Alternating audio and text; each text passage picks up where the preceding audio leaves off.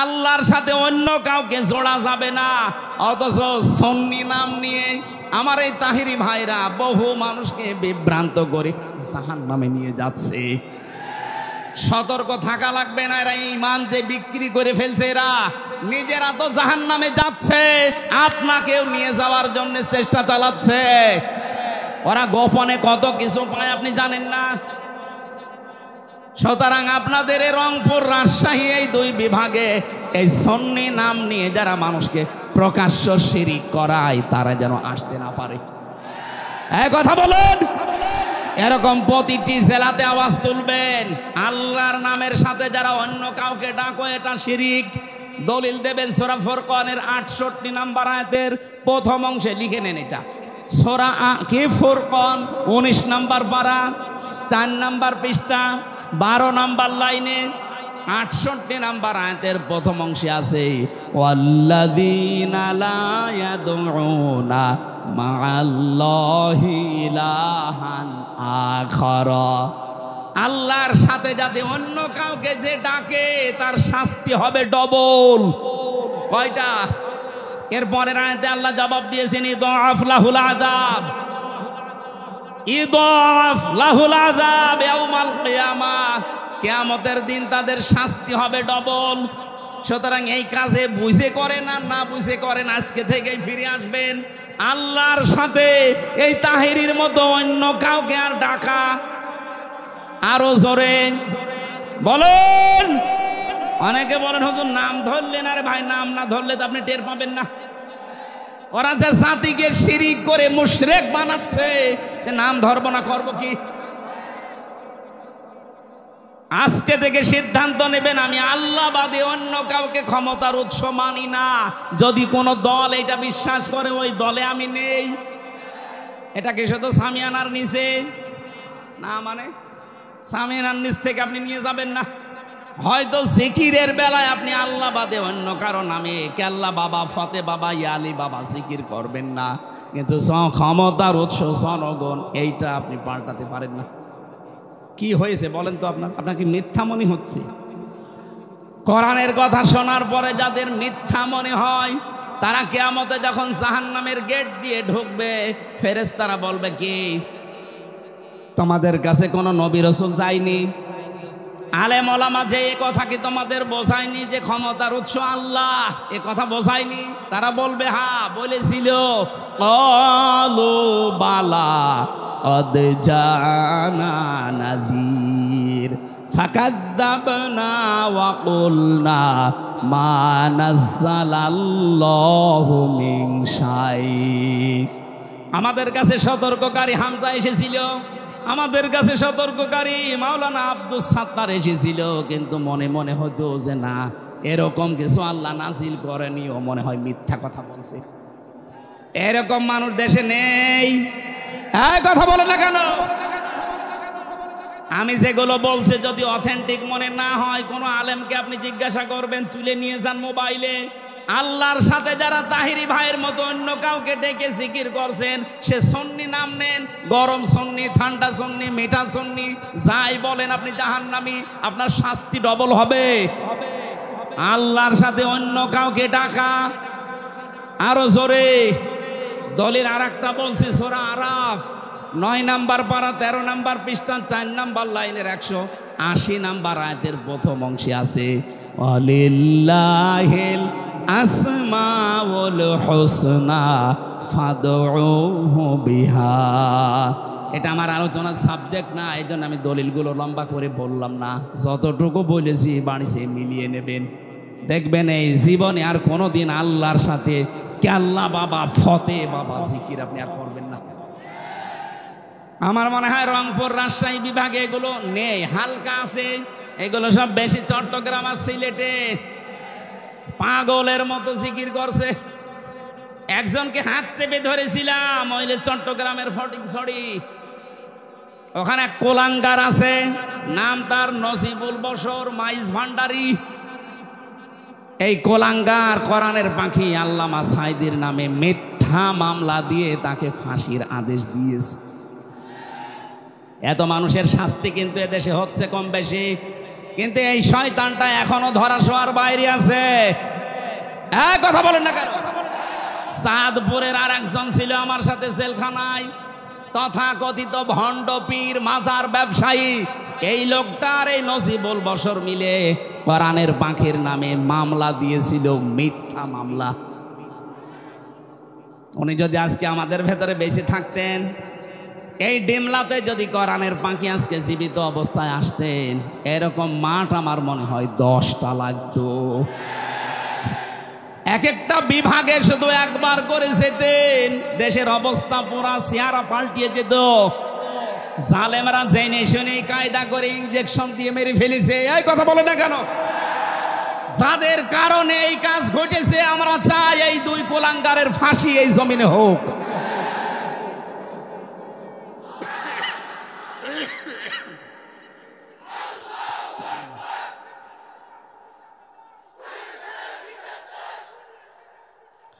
আমার ভাইরা, ইবাদত করা লাগবে আল্লাহর।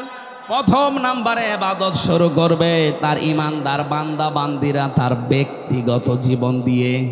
কোন জীবনে? প্রথম আয়াতের দলিল বলছি এবার সূরা মায়েদা 7 নাম্বার পারা 4 নাম্বার পৃষ্ঠার 4 নাম্বার লাইনের 105 নাম্বার আয়াতে আছে। আপনি যে ব্যক্তিগত জীবনের ইবাদত শুরু করবেন, আল্লাহ রাব্বুল আলামিন বলেন, ইয়া আইয়ুহাল্লাযীনা আমানু আলাইকুম আনফুসাকুম লা ইয়াদুররুকুম মান দাল্লা ইযা হাতাদাইতুম ইলাল্লাহি মারজিউকুম জামিআন ফায়ুনাব্বিয়ুকুম বিমা কুনতুম তা'মালুন। বলেন আল্লাহু আকবার। খুব খেয়াল করে শুনবেন, ইবাদত শুরু হচ্ছে এবার। প্রথমেই শুরু হবে ইবাদত আপনার ব্যক্তি জীবন থেকে। ও হে ইমানদারেরা, আগে নিজেকে নিজে সংশোধন করো, নিজেকে আগে নিজে পাল্টাও। আজকে এখান থেকে আপনি নিজেকে শুরু করবেন ইবাদতেই নিয়ে আসার। ইবাদত মানে শুধু বসে বসে হু হু করা না, আজ নিজেকে পাল্টাতে হবে। নিজেদের বিশ্বাস, আকীদা, নিজেদের ঈমান যা আছে উলট পালট এক্ষুনি সংশোধন করা লাগবে। কোন মানুষ যখন নিজেকে পাল্টাতে আরম্ভ করে, এইরকম পবিত্র অবস্থায় যখন বিছানায় পড়ে মরণের বিছানায় কাতরাবে, ফেরেশতারা আসবে। এই তথ্যটা আছে সূরা নাহালের 32 নম্বর আয়াতে, আল্লাযীনা তাতাওয়াফাহুমুল মালাইকাতু তাইয়্যিবিনা ইয়াকুলুনা সালামুন আলাইকুম উদখুলুল জান্নাতা বিমা কুনতুম তা'মালুন। যখন আপনার বিশ্বাস, আপনার আকীদা, আপনার সব কিছু পোশাক পরিচ্ছদ, সমাজনীতি, অর্থনীতি, জীবনও পরিষ্কার পরিচ্ছন্ন, এমনকি পবিত্র অবস্থায় যখন আপনি আল্লাহর কাছে ধরা দেবেন, ফেরেশতারা এসে বলবে, আল্লাহর বান্দা শান্তি তোমার উপরে, ওই যে প্রবেশ করো জান্নাতে, যার কাজ তুমি দুনিয়ায় করেছিলে।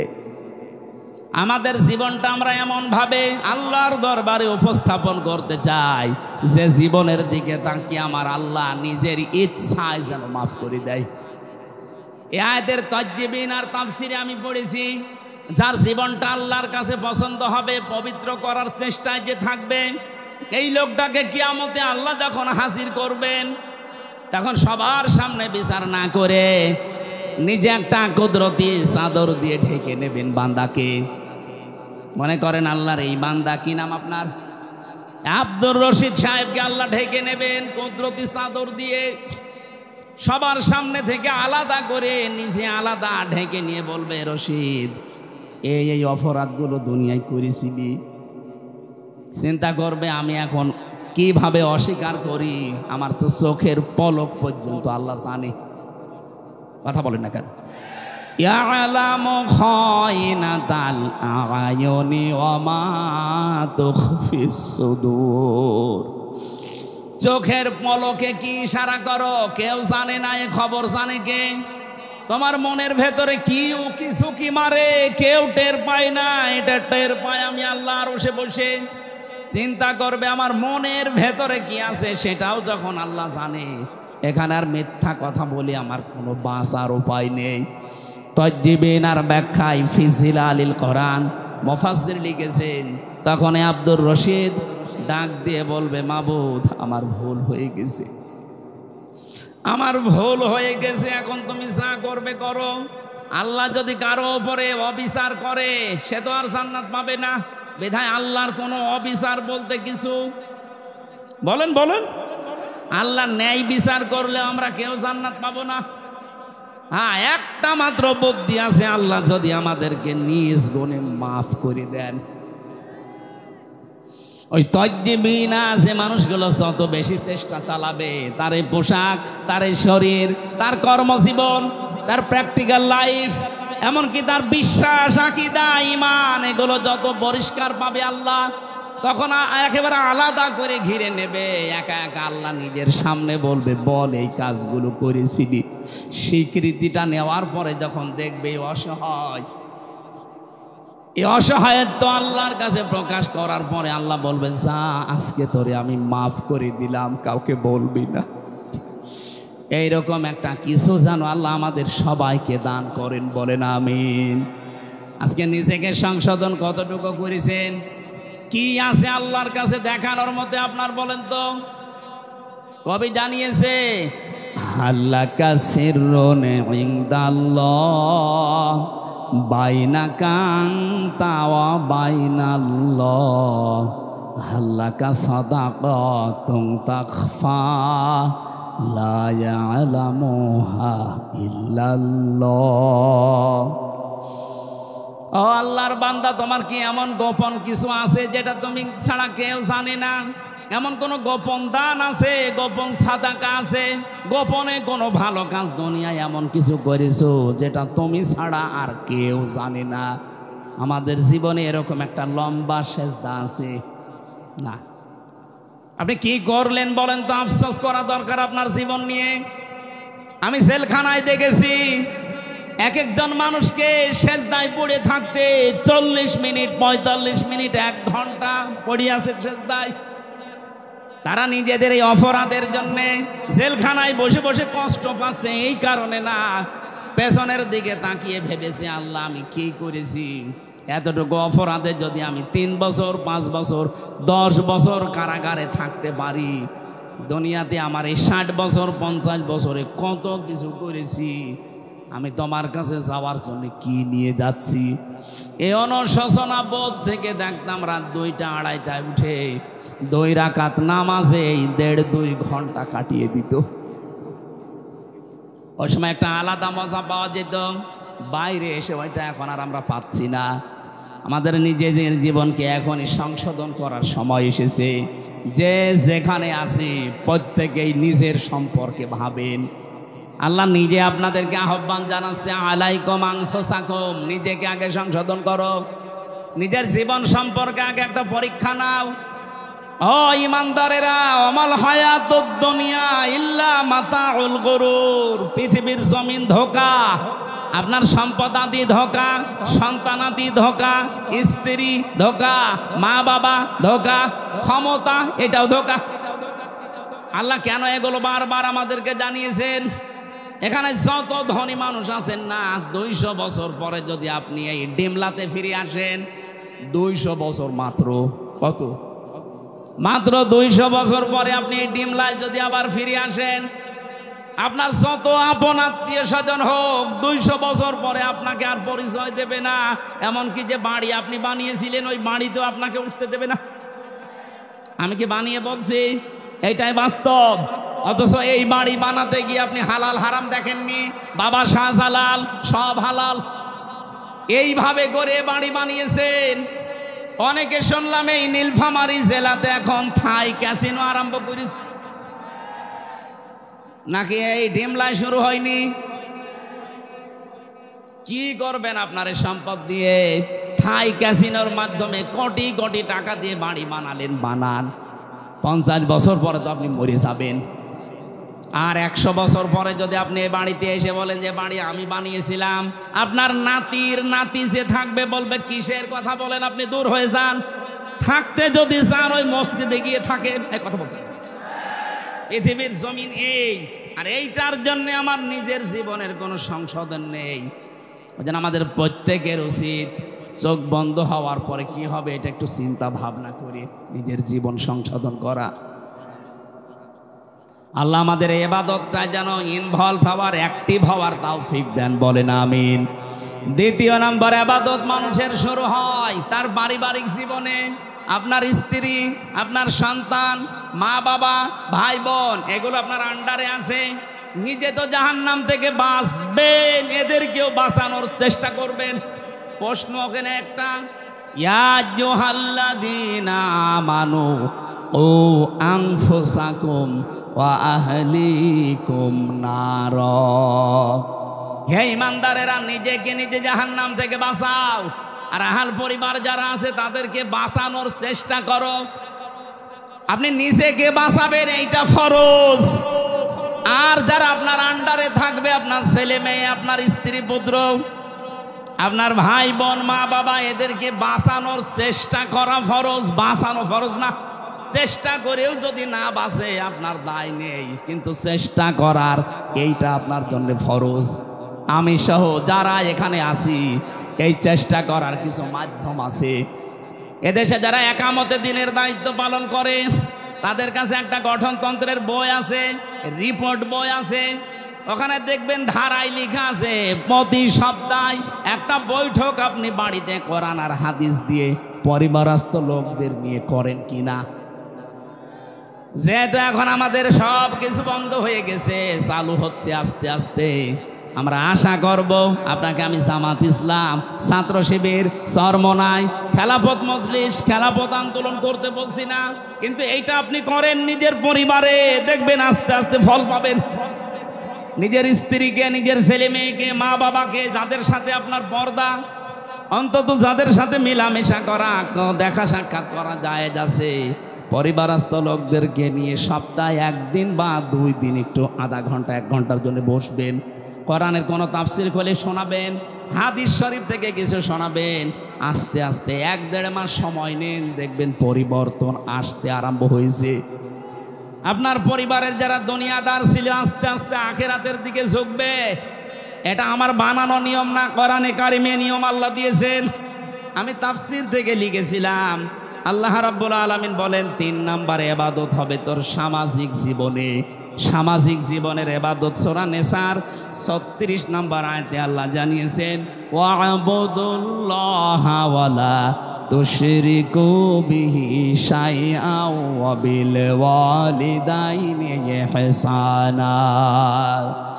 আল্লাহর ইবাদত করো, শরীক করবা না তার সাথে।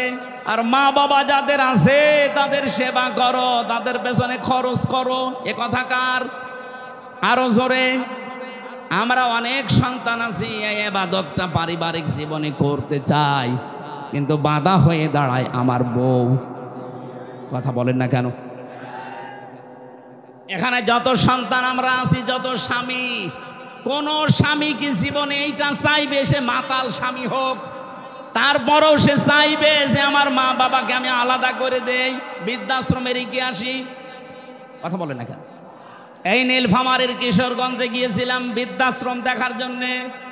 এই পাশে 20 জন, এই পাশে 20 জন মার বাবা বসে আছে চেয়ার নিয়ে। ওদের চোখের দিকে তাকিয়ে দেখলাম প্রত্যেকেই তার সন্তানের জন্য বরদোয়া করছে। আরে ভাই, তাদেরও তো আমার মতো ছেলে মেয়ে আছে। হ্যাঁ, এখানে একটা মাসলা আছে। আপনার যে বউ, এই বউ যদি আপনার মা বাবার সেবা না করে, তাদের পেছনে খরচ না করে, তাহলে সেই মেয়েটার গুনাহ হবে না? পুত্রবধূর এটা দায়িত্ব না, ফরজ না? আর তার নৈতিক একটা দায়িত্ব আছে, সে যদি করে সওয়াব পাবে, না করলে গুনাহ নেই। কিন্তু মা বাবার সেবা করা, তাদের পেছনে খরচ করা, তাদের পেছনে সময় দেওয়া, এটা আমি সন্তান, আমি ছেলে হই আর মেয়ে হই, আমার প্রতি ফরজ। এই ফরজ দায়িত্ব আমরা ভুলে যাচ্ছি কোন কারণে? এটা যে ইবাদত অনেকে আমরা জানি না। মা বাবার সাথে হাসি মুখে কথা বলা ইবাদত। নবীজি বলেন মা বাবার দিকে যদি কেউ রহমতের নজরে তাকিয়ে থাকে সে একটা নফল হজের সওয়াব পায়। আমরা তাকিয়ে থাকি মা বাবা বাদ দিয়ে শ্বশুর শাশুড়ির দিকে। কথা বলে না। সম্মানিত মা বোনেরা, আপনাদের ইবাদত বলছি। এবার অনেক মেয়ে আছে তারা মনে করে নামাজ পড়ি, রোজা করি, কালো বোরকা পরি, আমি জান্নাতে যাব না। যাবে কে? না। কোন স্বামী, যেমন আমি সবার পক্ষ নিয়ে বলছি, এখানে যত স্বামী আছে শুধু এই কয়জন না, এটা রেকর্ড হচ্ছে। 18.5 কোটি মানুষ বাংলাদেশে এখন। যত স্বামী, প্রত্যেকটা স্বামীর পক্ষ থেকে আমি হামজা বলছি, প্রতিটি স্বামী চায় বিয়ের পরে আমি খেয়ে থাকি না খেয়ে থাকি আমার মা বাবা আমার সাথে থাকবে। এটা চাই কারা কারা দেখি হাত তোলেন তো। এই ক্যামেরা ওইদিকে মারো, আরো ক্যামেরা মারো, দেখো কার স্বামী হাত তুলিস। এই কথা বসা লাগবে। বসেন বসেন, এবার বসেন। সম্মানিত মা বোনেরা, শুধু ওয়াজ শুনতে আসা না, এটাই আপনার জীবনের প্রথম ওয়াজ, আসল ওয়াজ, এইটাই শেষ ওয়াজ। আপনি নিজের মা বাবাকে যেইভাবে মনে করেন, যেভাবে উদারতা দেখান, শ্বশুর শাশুড়িকে আপনি সহ্য করতে পারেন না, তাদের কিছু হলেই স্বামীর কানে কানে তুলে দেন। আপনি মানুষ, জীবনে জান্নাতের ঘ্রাণ পাবেন না। আর আমি স্বামী হিসাবে বলছি, কোন স্বামীর মন তার স্ত্রী 100% পাবে না যতদিন পর্যন্ত এই স্ত্রী তার স্বামীর মা বাবার সাথে ভালো ব্যবহার না করবে। কিন্তু এখন এমন জামানা, সহ্যই করতে পারে না। নিজের মা বাবার হাজারো ভুল হয়, কিচ্ছু বলে না। আর স্বামীর মা বাবার পান থেকে চুন খসলেই স্বামীর কানে কানে তুলে দেয়। এই কথা বলছেন, এরকম পুত্রবধূ দেশে নেই। এটা ছোট মনের বউ, এই ন্যারো মাইন্ডের বউ আমরা চাই না। কার কার বউর এরকম মন ছোট? হাত তোলেন তো। এই না না, আপনি হাত তুলছেন কোন আশায়? বাড়ি গেলে আজকে আপনাকে থাকতে দেবে? বলে তোর ওয়াজ শোনাচ্ছি, দাঁড়া, তোরা খাটের নিচে থাকাবে না। মা বোনেরা, আমি আপনাদেরকে অনেক ভালোবাসি। আমি চাই না আপনি এই ছোটখাটো বিষয়ের জন্য জাহান্নামী হয়ে যান। আজ বাংলাদেশে আমার মনে হয় 100 জনের 95টা পুরুষ মানুষ মানসিক রোগী হয়ে যাচ্ছে এই ছোট বিষয়ের কারণে। আপনি ছাড়ই দিতে চান না, অথচ নামাজ পড়ে, রোজা রাখে, কালো বোরকা পরে। আপনি কিসের জন্য নামাজ পড়েন? আপনারা নামাজ নিয়ে কি আল্লাহ ধুয়ে খাবে? কিসের রোজা রাখেন, কিসের কালো বোরকা পরেন? পারিবারিক জীবনে শ্বশুর শাশুড়িকে নিজের মা বাবার মতো দেখা, এটা ইবাদত। অবিল ওয়ালিদাইনি ইহসানা, মা বাবার সাথে ভালো ব্যবহার করো, তাদের পেছনে খরচ করো সাধ্য মতো। আমি কিন্তু প্রশ্ন করবো একটু পরেই, বিশেষ করে যারা আলেম আছেন তাদেরকে। এই পৃথিবীতে কেউ আল্লাহর একাত্মবাদের ঘোষণা দিয়েছে, কিন্তু ওই জামানায় যিনি প্রেরিত পুরুষ, নবী বা রাসূল, তাকে মানে নাই। এরকম যারাই জীবনে করেছে, আল্লাহ পাক তাদের হেদায়েত দেয়নি, বেঈমান অবস্থায় মরণ দিয়েছেন। এটার বহু সাক্ষী আছে দুনিয়ায়। এই যে ফেরাউনের নাম শুনি আমরা, এই লোকটা যখন মারা যাচ্ছিল, হাত্তা ইযা দারাকাহুল গরক ক্বালা আমানতু আন্নাহু লা ইলাহা ইল্লাল্লাযী আমানাত বিহি বানু ইসরাঈল। ইলা আখির আয়াত। সূরা ইউনূসের 90 নম্বর আয়াতে আল্লাহ বলেন, ও যখন ডুবে যাচ্ছিল, ও তখন এই ঘোষণা দিয়েছে, আমি ঈমান আনলাম ওই আল্লাহর উপরে যার উপরে বানি ইসরাঈলরা ঈমান এনেছে। ওয়া আনা মিনাল মুসলিমিন, আমি তো মুসলমান। এরপরও ফেরেশতারা আমারে পানিতে চোবাই কেন? জবাব দিয়েছে মুফাসসিররা। খেয়াল করবেন আলেম ভাইরা, জবাব দিচ্ছেন মুফাসসির। ফেরাউনের মুখের উপরে জিবরাইল ফেরেশতা কাদা পর্যন্ত দিয়েছিল। এই কারণ সে আল্লাহর একাত্মবাদের ঘোষণাটা দিয়েছে। কিন্তু ওই জামানায় যিনি আল্লাহর পাঠানো প্রেরিত পুরুষ নবী আর রাসূল, তার নাম আমরা সবাই জানি, মুসা আলাইহিস সালাম। কথা বলেন না কেন? হযরতে মুসাকে সে কিন্তু স্বীকার করে নাই।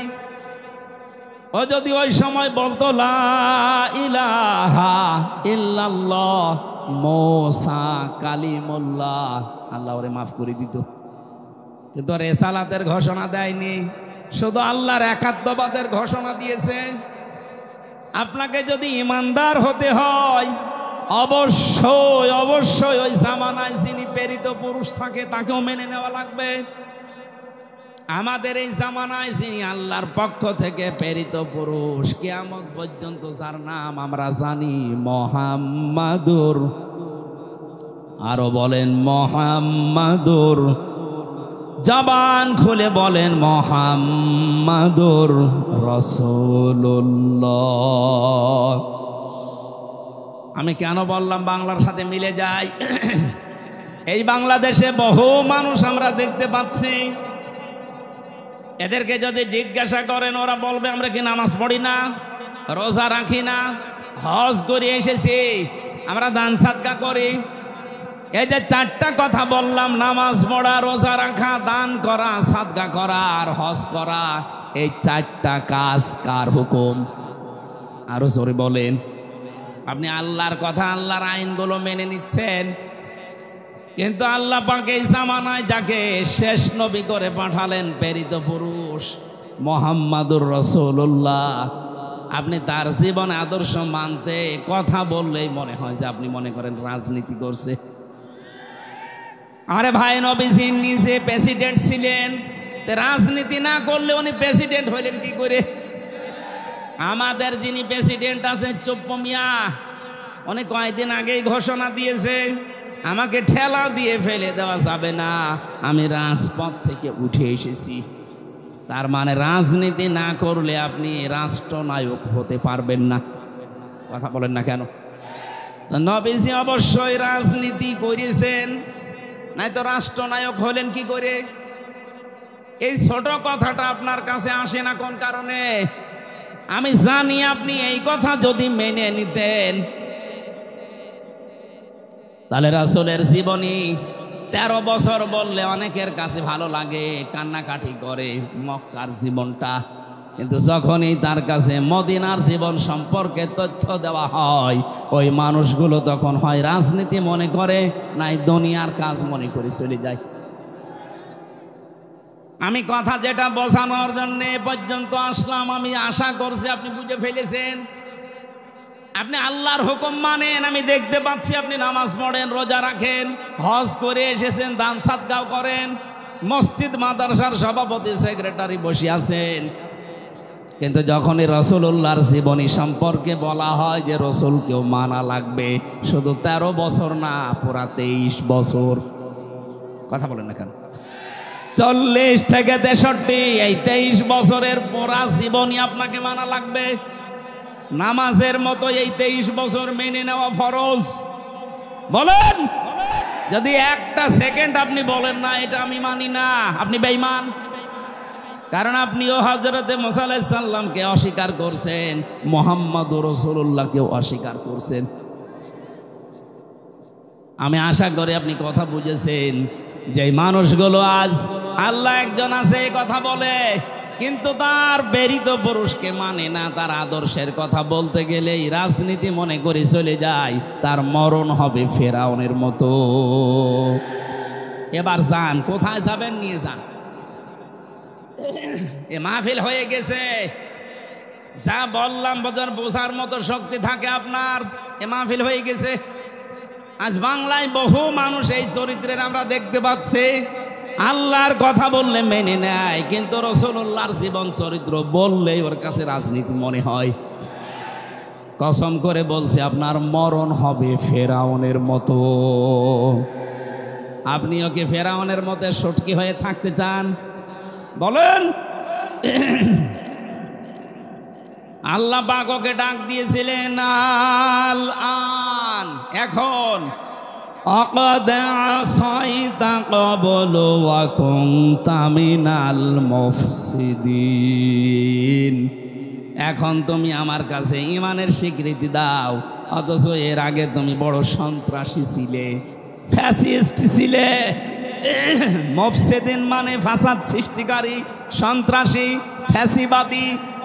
এই 15.5 বছরে যেটা দেখলাম, এরাও যদি ঈমান আনতে চায় আমার মনে হয় আল্লাহ ঠিক এই কথাটাই শোনাবে। এখন তোর জন্য 14.5 বছর অনেকে আয়না ঘরে ছিল, তোর কারণে আমির হামজা 3 বছর বিনা কারণে ফাঁসির কন্ডেম ছিল। এ কথা আল্লাহ বলতে পারে না?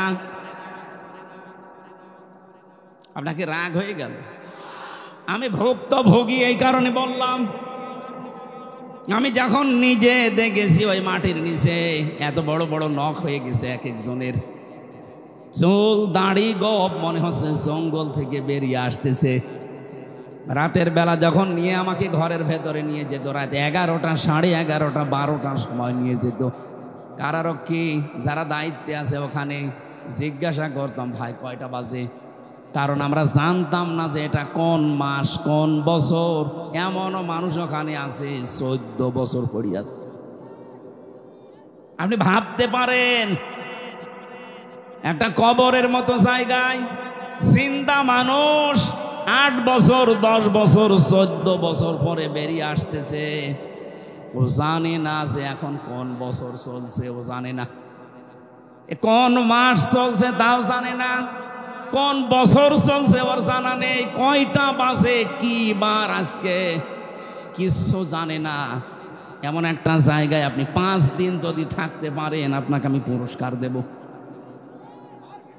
অথচ 14 বছর একটা মানুষ, এত বড় বড় আঙ্গুল নখ হয়ে গেছে, ওরা দেওয়ালের সাথে খুশিয়ে খুশিয়ে লিখত যে ভাই যদি বাইরে যেতে পারেন এই নাম্বারটায় জানাবেন যে আমি বেঁচে আছি।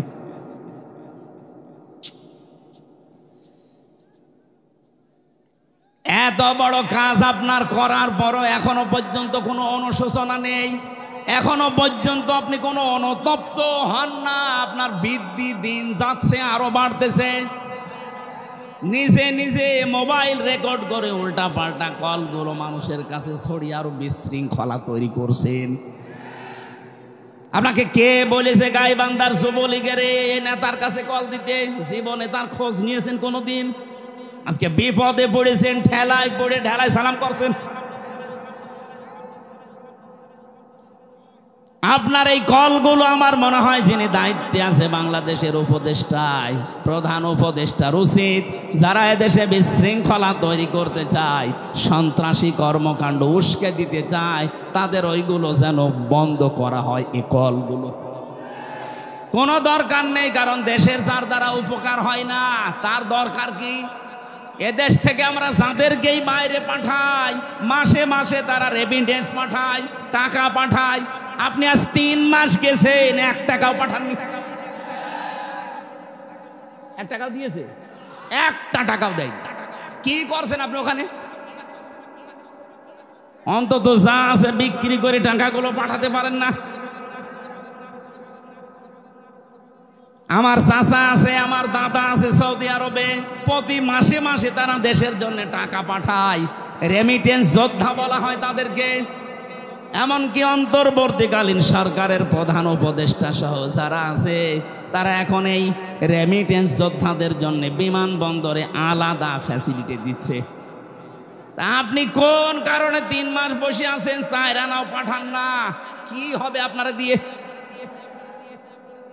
আমি আশা করব সেই কয়দিন আছেন 3 মাসের হিসাব করে প্রতি মাসে অন্তত 20,000 করেও টাকা পাঠান। 1টা টাকাও পাঠান না। আন্দাজে শুধু দেশে কি করে আরো গন্ডগোল তৈরি করা যায়, বিশৃঙ্খলা তৈরি করা যায়। এভাবে যদি চলতে থাকেন আপনার মরণ হবে ফেরাউনের মতো। ওকে আল্লাহ যেমন বলেছিল আল আন, এখন তোর কারণে হাজারো বান্দা বান্দি দুনিয়ায় আসতে পারে নাই। 70,000 বনি ইসরাইলের শিশুদেরকে তুই হত্যা করেছিস। 7 জন সব চাইতে যারা ঈমান এনেছিল 7 জন জাদুকরকে তুই হত্যা করেছিস। শুধু হত্যা না, মেরে ফেলার আগে হাত পা বিকলাঙ্গ করে বিপরীত দিক থেকে কেটে দিয়েছিস। আমি হিসাব করলাম সূরা শুআরার তাফসিরে আয়াতটা পড়ার পর কোরআনে কারিমে আল্লাহ লামে তাকিদ দিয়েছেন, যারা ঈমান এনেছিল মুসা নবীর প্রতি ওই জাদুকরদের ভেতরে 7 জনকে সে অঙ্গ কেটে দিয়েছিল বিপরীত দিক থেকে, এক হাত আর এক পা। এই কথা বলছে না, যারা আলেম আছে এনারা তো জানবে। 7 জন মানুষকে তার অঙ্গ হানি করার কারণে ফেরাউন আজ ইতিহাস হয়ে আছে। অথচ এই লেডি ফেরাউন, এর কারণে 2227 জন এই হাত কেটে ফেলা লেগেছে, পা কেটে ফেলা লেগেছে। কারণ এমন ভাবে গুলি করেছে, গুলি বের করার জন্য পা কেটে ফেলা লাগবে। 7 জনকে বিকলাঙ্গ করার কারণে যদি ফেরাউন ইতিহাস হয়ে থাকে, 2227 জন মানুষের হাত পা চোখ এমনকি অন্ডকোষ পর্যন্ত উড়ে গেছে। এ কত বড় ফেরাউন! এরে যদি আল্লাহ হেদায়েত দেয়, আমার মনে হয় ফেরাউনকেও হেদায়েত দেওয়ার দরকার ছিল। কারণ সেও এরকম আয়না ঘর বানায়নি। এই কথা বলেন না কেন? তার শাস্তির কথা আমরা পড়েছি হাদিসে কোরআনে, কিন্তু আয়না ঘরের কথা পড়িনি। দেখি ইতিহাস বানিয়ে গেলেন আপনি। হয়তো আপনি আর 5-7 বছর 10 বছর পরে মরে যাবেন, কিন্তু কিয়ামত পর্যন্ত আপনার নামটা মানুষ নিলেই ফেরাউনের মতো হামানের মতো ঘৃণা করে নেবে।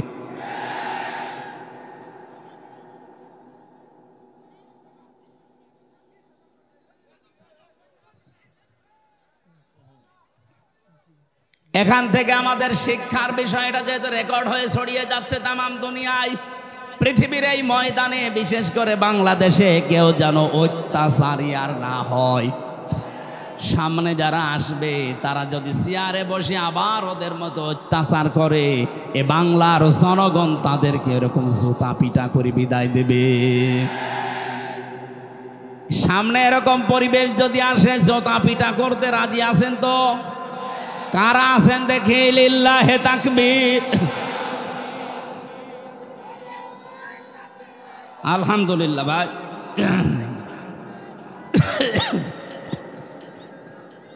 এই আওয়াজ বন্ধ করে, কথা অনেক গুরুত্বপূর্ণ কথা আছে সামনে। আমি আজকে দিনের বেলায় নীলফামারী ছিলাম, ওখানে আয়াতটা শেষ করতে পারিনি। ওই কথাগুলো আজকে এখানে শেষ করবো ইনশাল্লাহ। আজকে আমার তেলাওয়াতকৃত আয়াত ওই জায়গায় ছিল সূরা হজের 77 নম্বর আয়াত। কত? এই আয়াতটার প্রথম 2 ভাগের কিছু ইঙ্গিত দিয়েছিলাম। অরকাউ অসজুদু, রুকু করো সেজদা দাও। 3 নাম্বার শব্দটা ওখানে বলতে পারি নাই। আল্লাহ রাব্বুল আলামিন ঈমানদারকে ডাক দিয়ে জানিয়েছেন, ওয়া'বুদু রাব্বাকুম ওয়াফআলুল খায়রা লাআল্লাকুম তুফলিহুন। হে পৃথিবীর ঈমানদারেরা, আমরা ঈমানদার না বেঈমান? আরো জোরে বলেন তো, কোন বেঈমান আছেন? দেখেন আপনি আছেন নাকি? না, আমি বলছি দেখেন, একটা থার্মোমিটার আছে ঈমান মাপার। নবীজি বলেন, ইদা সাররাতকা হাসানাতুকা ওয়া সাআতকা সাজ্জিআতুকা ফাআনতা মুমিন। সাহাবী প্রশ্ন করলেন, হে নবী, আমার যে ঈমান আছে আমি কিভাবে এটা বুঝবো?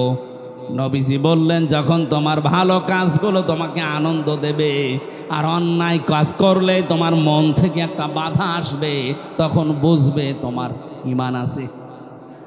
বাংলাদেশে আপনি তাকান তো, এখন নাই যে পরিবেশ আছে, এর আগের যে অবস্থা, ভালো কাজ সবার কাছে ভালো লাগতো? বলেন।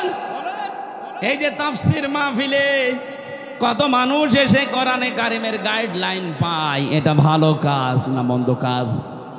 এই ভালো কাজটাও যাদের কাছে ভালো লাগে নাই, যারা 144 ধারা পর্যন্ত জারি করেছে, এদের ঈমান থাকে কি করে? এদের তো ভালো কাজ ভালো লাগে নাই। অন্যায় কাজ দেখলেও তাদের কাছে অন্যায় মনে হয়নি। 2006 সালে 28শে অক্টোবর লগি বৈঠার তাণ্ডবে জসিম ভাইয়ের মতো জীবিত মানুষকে যারা রাজপথে পিটিয়ে মারার পরে লাশের উপরে ড্যান্স দিয়েছে, এটা যে কত বড় ঘৃণিত কাজ। পৃথিবীর ইতিহাস পাল্টিয়ে ফেলেছেন আপনি। পৃথিবীর বহু ইতিহাস আমি পড়েছি, কিন্তু এই ইতিহাস আমি পড়িনি, পাইওনি, কারো কাছে শুনিওনি যে মানুষ হত্যা করার পরে তার লাশের উপরে ড্যান্স দেওয়া যায়। অথচ আপনারা এটা করে দুনিয়াকে দেখিয়েছেন। কথা বলেন ঠিক কিনা? এত বড় নৃশংস কাজ আপনার কাছে কোনো মানে আঘাতও লাগে না আপনার অন্তরে। আপনার অন্তরে যে একটা ধাক্কা লাগবে তাও লাগে না, আপনি আরো আনন্দে করেছেন। আপনি যাই বলেন না কেন, আপনার কিন্তু ঈমান নেই। এখন আপনাকে ঈমান আনা লাগবে।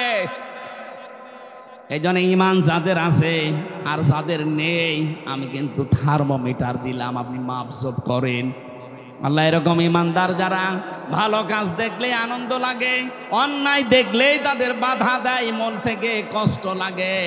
নবীজি বলেন ফাংতা মুমিন, তখন তুমি বুঝবে তোমার ঈমান আছে। এরকম ঈমানদারকে ডাক দিয়ে আল্লাহ এখানে 4টা কথা জানিয়েছেন। রুকু করো, সেজদা করো, আমি আল্লাহর ইবাদত করো, আর ভালো ভালো কাজের আঞ্জাম দাও, আশা করা যায় তোমরা সফল হবে। এটা বাংলা অর্থ ছিল। এবার আমরা ব্যাখ্যায় যাচ্ছি। যেহেতু প্রথম 2টা আমি বলেছি, ওখানে ওটা রিপিট করতে চাই না।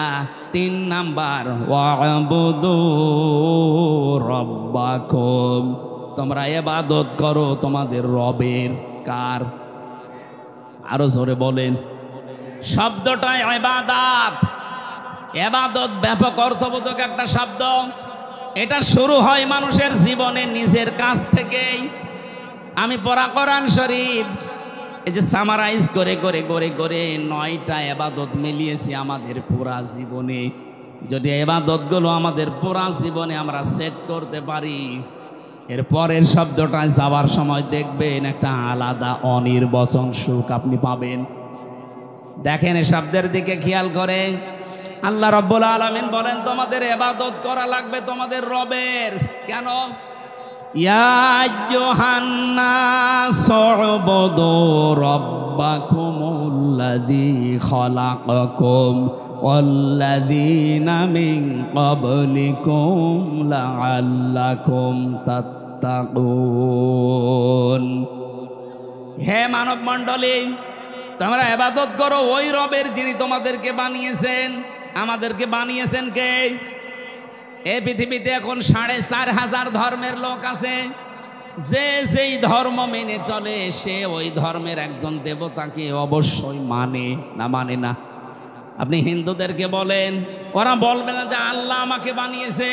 হ্যাঁ, ওরা বলবে ওদের যে দেবতা আছে 33 কোটি, কত এর ভেতরে 12 পূজা করে। ওই সমস্ত দেবতাদেরকে ওরা সৃষ্টিকর্তা মনে করে। কিন্তু আমরা যারা ঈমান আমাদের আছে, আমরা মুসলিম, আমরা বিশ্বাস করি আমাদেরকে বানিয়েছে। আরো জোরে বলেন। এদেশে একজন পাগল ছিল, আমি নাম নিলাম না। ও বলতো না মানুষ হিসাবে আল্লাহ আমাদেরকে বানিয়েছেন, এটা আমরা মানি না। আমরা এসেছি বানরের কাছ থেকে। আমাদের পূর্বপুরুষকে বানর বলেন, নাউজুবিল্লাহ। এই দেশের মানুষকে এই শিক্ষায় শিক্ষিত করার জন্যে শিক্ষা ব্যবস্থায় পর্যন্ত এইটা দেওয়ার চেষ্টায় ছিল। সে পাগল এখন পালিয়েছে, কোথায় আছে খুঁজে পাওয়া যাচ্ছে না। ষাঁড়, ওর নাম ষাঁড় না, ষাঁড়। জাফর ইকবাল কি সুন্দর নাম দিয়েছেন। অথচ এদেশের মানুষকে বেঈমান বানানোর জন্য, আল্লাহ ভোলা বানানোর জন্য বহু চেষ্টা চালিয়েছে, কিন্তু সফল হতে পারেনি। আমাদেরকে বানিয়েছেন কে? শুধু আমাদের না, আমাদের পূর্বপুরুষ যারা, আমাদের আদি পিতা হযরতে আদম থেকে শুরু করে সবাইকে কে বানিয়েছেন? আল্লাহ পাক বলেন তোমাদের সবাইকে আমি বানিয়েছি। এটা যদি সত্যিই বাস্তবতায় নিয়ে যেতে পারো, আশা করা যায় তোমরা আল্লাহ ভীরু হতে পারবে। এখানে কয়েকটা উদাহরণ আল্লাহ নিজের থেকে দিচ্ছেন। আল্লাযী জাআলা লাকুমুল আরদা ফিরাশাও ওয়াস সামাআ বিনাআ ওয়া আনজালা মিনাস সামাই মা'আন ফাআখরাজা বিহি মিনাস সামারাতি রিজকাল লাকুম ফালা তাজআলু লিল্লাহি আনদাদা ওয়া আনতুম তা'লামুন। বলেন আল্লাহু আকবার। যিনি তোমাদের জন্য জমিনকে বানিয়েছেন বিছানা, আর ওই আকাশকে বানিয়েছেন তোমাদের জন্য বিশাল এক ছাদ। আকাশ থেকে তিনি পানি নাযিল করেন, এই বৃষ্টি অবতীর্ণ করা দায়িত্ব তার। পৃথিবীর কোন মানুষ সবাই মিলে যদি চেষ্টা করেন, এক ফোঁটা বৃষ্টি আকাশ থেকে নামাতে পারবেন না। এই ক্ষমতা আল্লাহ কাউকে দেয়নি। কৃত্রিম ভাবে হয়তো বৃষ্টি আসবে আপনার দ্বারা, তো আকাশ থেকে বৃষ্টি নাযিল করা এটা দায়িত্ব কার? কেন আমি করি জানো? আনজালা মিনাস সামাই মা'আন ফাআখরাজা বিহি মিনাস সামারাতি রিজকাল লাকুম। তোমাদেরকে খাওয়ানোর জন্য যে রিজিক লাগবে, আকাশ থেকে বৃষ্টি নাযিল করার পরে জমিনে আমি আল্লাহ ফসল তৈরি করি। এত কিছু তোমাদের চোখের সামনেই দেখো। ফালা তাজআলু লিল্লাহি আনদাদা, কখনো আমি আল্লাহর সাথে অন্য কাউকে শরীক বানিও না। কে বলছেন? আয়াতটা পড়ার পরে আমি বাংলাদেশের সাথে একটা জিনিস এখনো মিলিয়েছি। আমি আসার সময় মিলাচ্ছিলাম। আল্লাহ পাক এতগুলো সৃষ্টির কথা বলতে বলতে আমাদেরকে দিয়েছেন, এ কথা বলতে বলতে বললেন আমার সাথে শরীক করবা না। অথচ জেনে হোক না জেনে হোক এদেশের ৯৬% মুসলমানদের ভেতরে এই শিরিকটা আছে। অনেকেই এখনো পর্যন্ত বলছে ক্ষমতার উৎস জনগণ। এটা আল্লাহর সাথে অংশীদার স্থাপন করার নামান্তর। এক কথা বলেন না কেন? ক্ষমতার উৎসকে যারা এই কথা মানেন না, বিশ্বাস করেন না, যে মানুষগুলো বিশ্বাস করেন না ক্ষমতার উৎস আল্লাহ, তারা কিন্তু আল্লাহর সাথে শিরিক করছেন। আল্লাহর সাথে যারা শিরিক করে তারা হচ্ছে মুশরিক। এই কথা বলেন না কেন?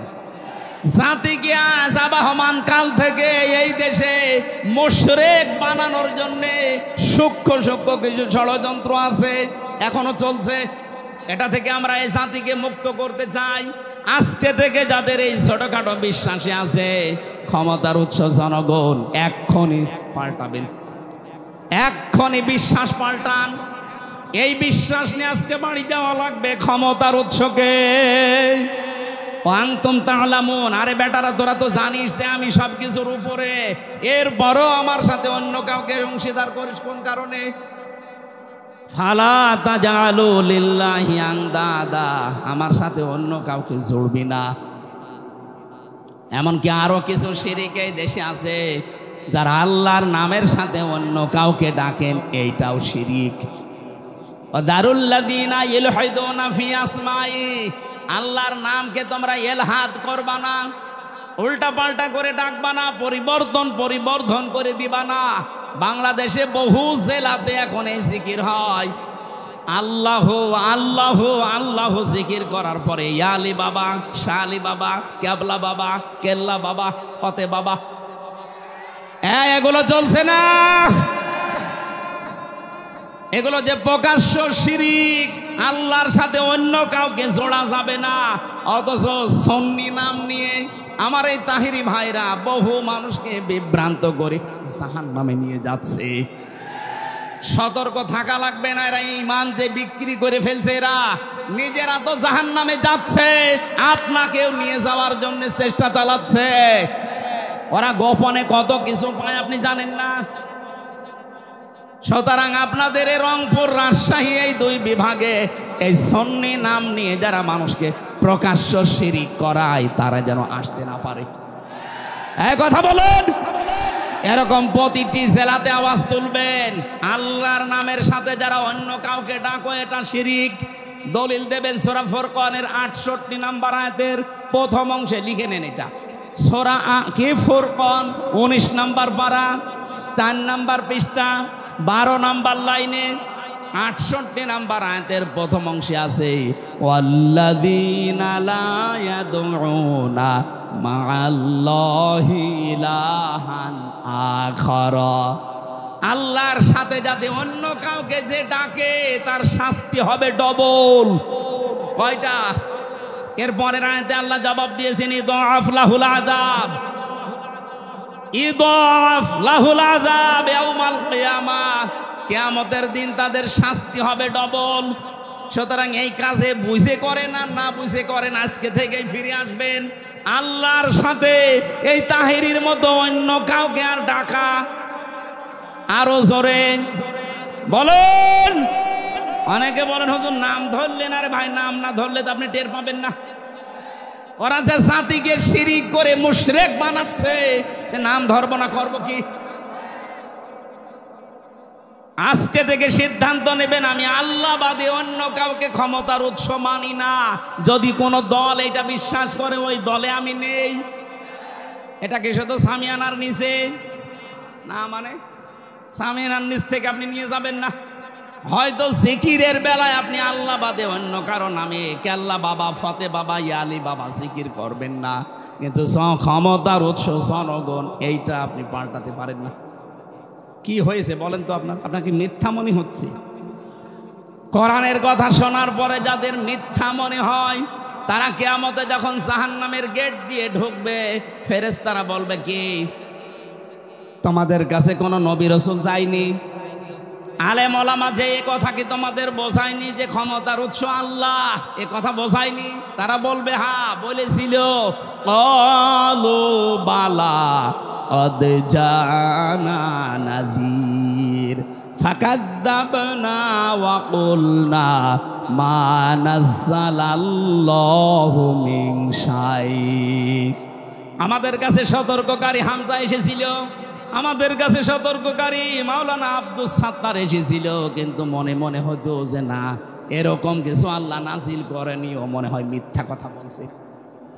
এরকম মানুষ দেশে নেই। কথা বলে না কেন? আমি যেগুলো বলছি যদি অথেন্টিক মনে না হয়, কোনো আলেমকে আপনি জিজ্ঞাসা করবেন, তুলে নিয়ে যান মোবাইলে। আল্লাহর সাথে যারা তাহিরি ভাইয়ের মতো অন্য কাউকে ডেকে জিকির করছেন, সে সুন্নি নাম নেন, গরম সুন্নি, ঠান্ডা সুন্নি, মিঠা সুন্নি, যাই বলেন আপনি জাহান্নামী, আপনার শাস্তি ডবল হবে। আল্লাহর সাথে অন্য কাউকে ডাকা। আরো জোরে দলের আর একটা বলছি, সূরা আরাফ 9 নম্বর পারা 13 নম্বর পৃষ্ঠা 4 নম্বর লাইনের 180 নম্বর আয়াতের প্রথম অংশে আছে ওয়ালিল্লাহিল আসমাউল হুসনা ফাদউহু বিহা। এটা আমার আলোচনার সাবজেক্ট না, এই জন্য আমি দলিলগুলো লম্বা করে বললাম না। যতটুকু বলেছি বাড়িতে মিলিয়ে নেবেন, দেখবেন এই জীবনে আর কোনোদিন আল্লাহর সাথে আল্লাহ বাবা, ফতে বাবা জিকির আপনি আর করবেন না। আমার মনে হয় রংপুর, রাজশাহী বিভাগে এগুলো নেই, হালকা আছে। এগুলো সব বেশি চট্টগ্রাম আর সিলেটে পাগলের মতো জিকির করছে। একজনকে হাত চেপে ধরেছিলাম ওই চট্টগ্রামের ফটিকছড়ি, ওখানে এক কোলাঙ্গার আছে, নাম তার নসিবুল বশর মাইজ ভান্ডারি। এই কোলাঙ্গার কোরআনের পাখি আল্লামা সাইদির নামে মিথ্যা মামলা দিয়ে তাকে ফাঁসির আদেশ দিয়েছে। এত মানুষের শাস্তি কিন্তু এদেশে হচ্ছে কম বেশি, কিন্তু এই শয়তানটা এখনো ধরাছোঁয়ার বাইরে আছে। কথা বলেন না কেন? চাঁদপুরের আর একজন ছিল আমার সাথে জেলখানায়, তথাকথিত ভণ্ড পীর মাজার ব্যবসায়ী। এই লোকটার এই নসিবুল বশর মিলে কোরআনের পাখির নামে মামলা দিয়েছিল, মিথ্যা মামলা। উনি যদি আজকে আমাদের ভেতরে বেঁচে থাকতেন, এই ডিমলাতে যদি কোরআনের পাখি আজকে জীবিত অবস্থায় আসতেন, এরকম মাঠ আমার মনে হয় 10টা লাগতো। এক একটা বিভাগে শুধু একবার করে যেতেন, দেশের অবস্থা পুরা চেহারা পাল্টিয়ে যেত। জালেমরা জেনে শুনে কায়দা করে ইনজেকশন দিয়ে মেরে ফেলেছে। এই কথা বলে না কেন? যাদের কারণে এই কাজ ঘটেছে, আমরা চাই এই দুই কোলাঙ্গারের ফাঁসি এই জমিনে হোক।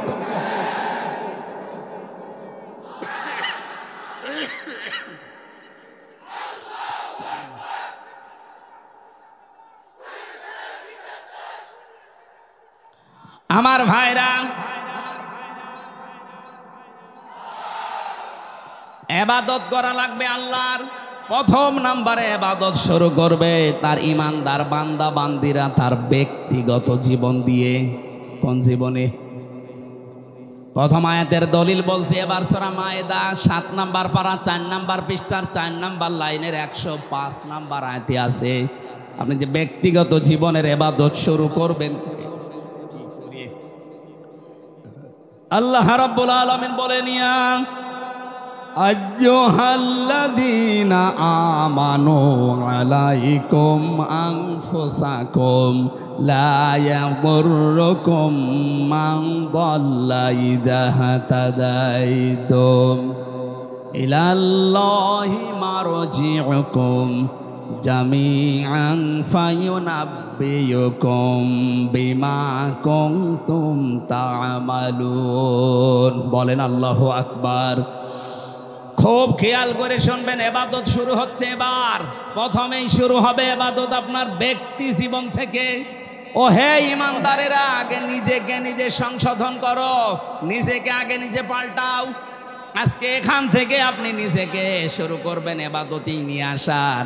ইবাদত মানে শুধু বসে বসে হু হু করা না, আজ নিজেকে পাল্টাতে হবে। নিজেদের বিশ্বাস, আকীদা, নিজেদের ঈমান যা আছে উলট পালট এক্ষুনি সংশোধন করা লাগবে। কোন মানুষ যখন নিজেকে পাল্টাতে আরম্ভ করে, এইরকম পবিত্র অবস্থায় যখন বিছানায় পড়ে মরণের বিছানায় কাতরাবে, ফেরেশতারা আসবে। এই তথ্যটা আছে সূরা নাহালের 32 নম্বর আয়াতে, আল্লাযীনা তাতাওয়াফাহুমুল মালাইকাতু তাইয়্যিবিনা ইয়াকুলুনা সালামুন আলাইকুম উদখুলুল জান্নাতা বিমা কুনতুম তা'মালুন। যখন আপনার বিশ্বাস, আপনার আকীদা, আপনার সব কিছু পোশাক পরিচ্ছদ, সমাজনীতি, অর্থনীতি, জীবনও পরিষ্কার পরিচ্ছন্ন, এমনকি পবিত্র অবস্থায় যখন আপনি আল্লাহর কাছে ধরা দেবেন, ফেরেশতারা এসে বলবে, আল্লাহর বান্দা শান্তি তোমার উপরে, ওই যে প্রবেশ করো জান্নাতে, যার কাজ তুমি দুনিয়ায় করেছিলে। আমাদের জীবনটা আমরা এমন ভাবে আল্লাহর দরবারে উপস্থাপন করতে চাই যে জীবনের দিকে তাকিয়ে আমার আল্লাহ নিজের ইচ্ছায় যেন মাফ করে দেয়। এই আয়াতের তাজবিন আর তাফসিরে আমি পড়েছি, যার জীবনটা আল্লাহর কাছে পছন্দ হবে, পবিত্র করার চেষ্টায় যে থাকবে, এই লোকটাকে কিয়ামতে আল্লাহ যখন হাজির করবেন, তখন সবার সামনে বিচার না করে নিজে একটা কুদরতি চাদর দিয়ে ঢেকে নেবেন বান্দাকে। মনে করেন আল্লাহর এই বান্দা, কি নাম আপনার? আব্দুর রশিদ সাহেবকে আল্লাহ ঢেকে নেবেন কুদরতি চাদর দিয়ে, সবার সামনে থেকে আলাদা করে নিজে আলাদা ঢেকে নিয়ে বলবে, রশিদ এই এই অপরাধগুলো দুনিয়ায় করেছিলি। চিন্তা করবে আমি এখন কিভাবে অস্বীকার করি, আমার তো চোখের পলক পর্যন্ত আল্লাহ জানে। কথা বলেন না কেন? ইয়ালামু খায়িনাতাল আ'য়ুনি ওয়া মা তুখফিস সুদূর। চোখের পলকে কি ইশারা করো কেউ জানে না, এ খবর জানে কে? তোমার মনের ভেতরে কি কিছু কি মারে কেউ টের পায় না, এটা টের পায় আমি আল্লাহ আরশে বসে। চিন্তা করবে আমার মনের ভেতরে কি আছে সেটাও যখন আল্লাহ জানে, এখানে আর মিথ্যা কথা বলি আমার কোনো বাঁচার উপায় নেই। তাজবিন আর ব্যাখ্যায় ফি জিলালিল কোরআন মুফাসসির লিখেছেন, তখন আব্দুর রশিদ ডাক দিয়ে বলবে, মাবুদ আমার ভুল হয়ে গেছে, আমার ভুল হয়ে গেছে, এখন তুমি যা করবে করো। আল্লাহ যদি কারো উপরে অবিচার করে সে তো আর জান্নাত পাবে না। বিধায় আল্লাহর কোনো অবিচার বলতে কিছু, বলেন বলেন, আল্লাহ ন্যায় বিচার করলে আমরা কেউ জান্নাত পাবো না। হ্যাঁ, একটা মাত্র বুদ্ধি আছে, আল্লাহ যদি আমাদেরকে নিজ গুণে মাফ করে দেন। ওই তাজবিনা যে মানুষগুলো যত বেশি চেষ্টা চালাবে, তার এই পোশাক, তার এই শরীর, তার কর্মজীবন, তার প্র্যাকটিক্যাল লাইফ, এমনকি তার বিশ্বাস, আকীদা, ঈমান, এগুলো যত পরিষ্কার পাবে আল্লাহ, তখন একেবারে আলাদা করে ঘিরে নেবে, একা একা আল্লাহ নিজের সামনে বলবে, বল এই কাজগুলো করেছিলি। স্বীকৃতিটা নেওয়ার পরে যখন দেখবে এই অসহায়ত্ব আল্লাহর কাছে প্রকাশ করার পরে আল্লাহ বলবেন, যা আজকে তোরে আমি মাফ করে দিলাম, কাউকে বলবি না। এইরকম একটা কিছু যেন আল্লাহ আমাদের সবাইকে দান করেন, বলেন আমিন। আজকে নিজেকে সংশোধন কতটুকু করেছেন? কি আছে আল্লাহর কাছে দেখানোর মধ্যে আপনার, বলেন তো? কবি জানিয়েছে, আল্লাহ কাসিরুনে ইনদাল্লাহ বাইনা কান্তা ওয়া বাইনাল্লাহ আল্লাহ কা সাদাকাতুন তাখফা লা ইয়ালামুহা ইল্লাল্লাহ। ও আল্লাহর বান্দা, তোমার কি এমন গোপন কিছু আছে যেটা তুমি ছাড়া কেউ জানে না? এমন কোনো গোপন দান আছে, গোপন সাদাকা আছে, গোপনে কোনো ভালো কাজ দুনিয়ায় এমন কিছু করেছো যেটা তুমি ছাড়া আর কেউ জানে না? আমাদের জীবনে এরকম একটা লম্বা সেজদা আছে না? আপনি কি করলেন বলেন তো? আফসোস করা দরকার আপনার জীবন নিয়ে। আমি জেলখানায় দেখেছি এক একজন মানুষকে সেজদায় পড়ে থাকতে 40 মিনিট, 45 মিনিট, 1 ঘন্টা পড়ে আছে সেজদায়। তারা নিজেদের এই অপরাধের জন্য জেলখানায় বসে বসে কষ্ট পাচ্ছে, এই কারণে না, পেছনের দিকে তাকিয়ে ভেবেছে, আল্লাহ আমি কি করেছি?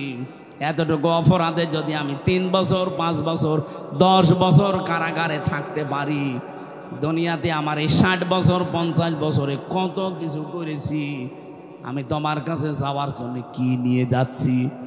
এই অনুশোচনা বোধ থেকে দেখতাম রাত 2টা 2:30টায় উঠে 2 রাকাত নামাজে এই 1.5-2 ঘন্টা কাটিয়ে দিত। ওই সময় একটা আলাদা মজা পাওয়া যেত, বাইরে এসে ওইটা এখন আর আমরা পাচ্ছি না। আমাদের নিজেদের জীবনকে এখনই সংশোধন করার সময় এসেছে। যে যেখানে আছি প্রত্যেকেই নিজের সম্পর্কে ভাবেন। আল্লাহ নিজে আপনাদেরকে আহ্বান জানাচ্ছে, আলাইকুম আনফুসাকুম, নিজেকে আগে সংশোধন করো, নিজের জীবন সম্পর্কে আগে একটা পরীক্ষা নাও।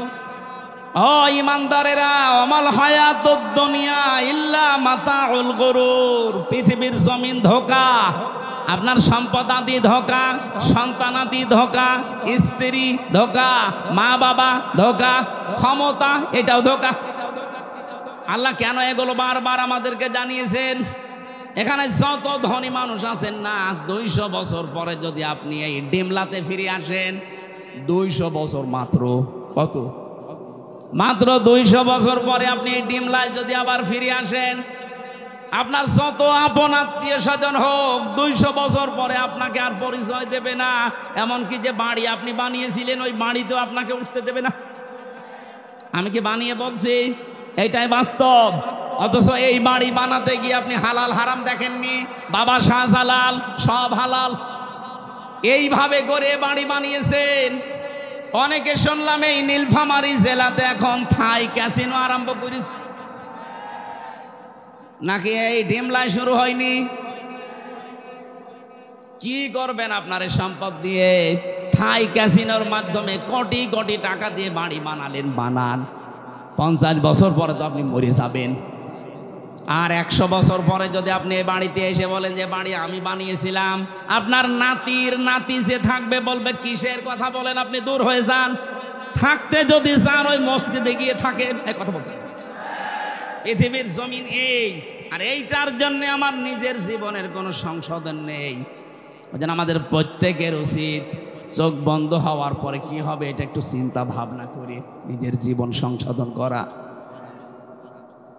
আল্লাহ আমাদের এই ইবাদতটা যেন ইনভলভ হওয়ার, অ্যাক্টিভ হওয়ার তৌফিক দেন, বলেন আমিন। 2 নম্বর ইবাদত মানুষের শুরু হয় তার পারিবারিক জীবনে। আপনার স্ত্রী, আপনার সন্তান, মা বাবা, ভাই বোন, এগুলো আপনার আন্ডারে আছে।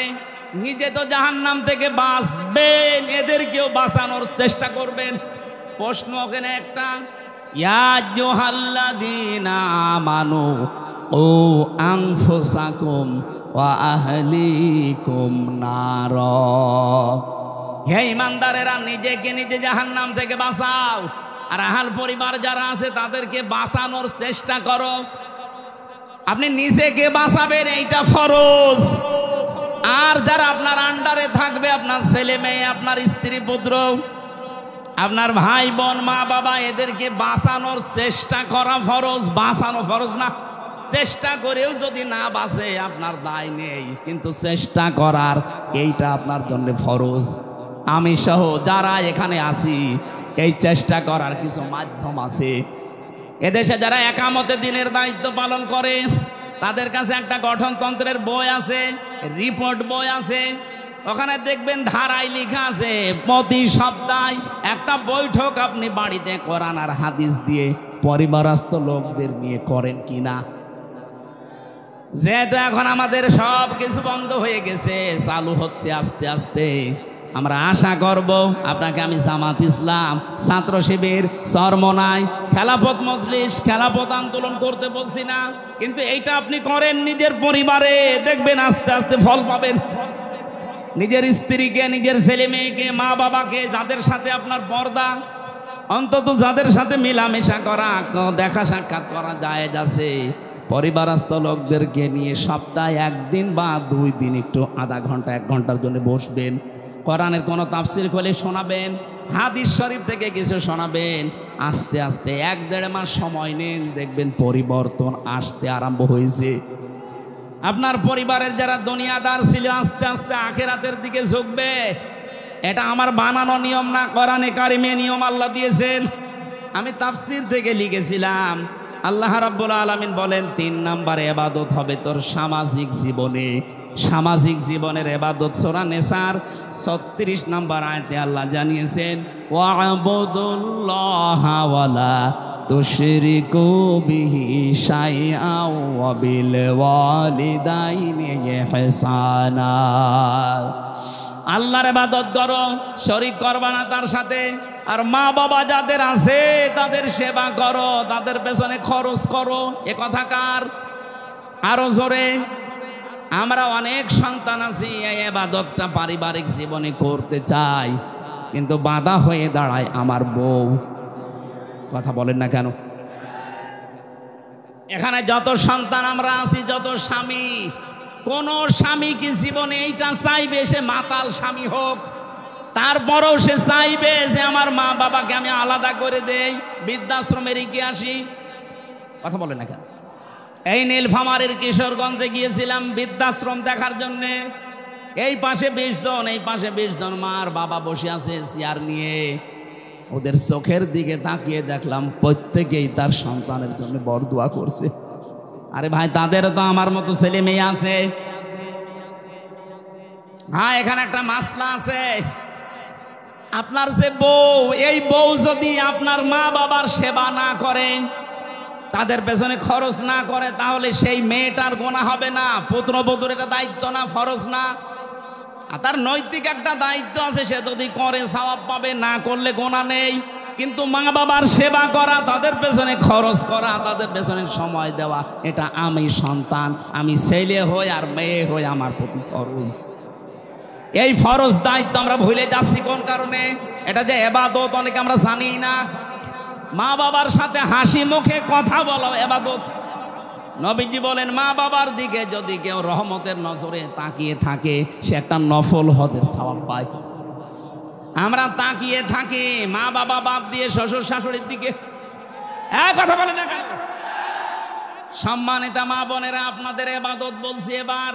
অনেক মেয়ে আছে তারা মনে করে নামাজ পড়ি, রোজা করি, কালো বোরকা পরি, আমি জান্নাতে যাব না। যাবে কে? না। কোন স্বামী, যেমন আমি সবার পক্ষ নিয়ে বলছি, এখানে যত স্বামী আছে শুধু এই কয়জন না, এটা রেকর্ড হচ্ছে। 18.5 কোটি মানুষ বাংলাদেশে এখন।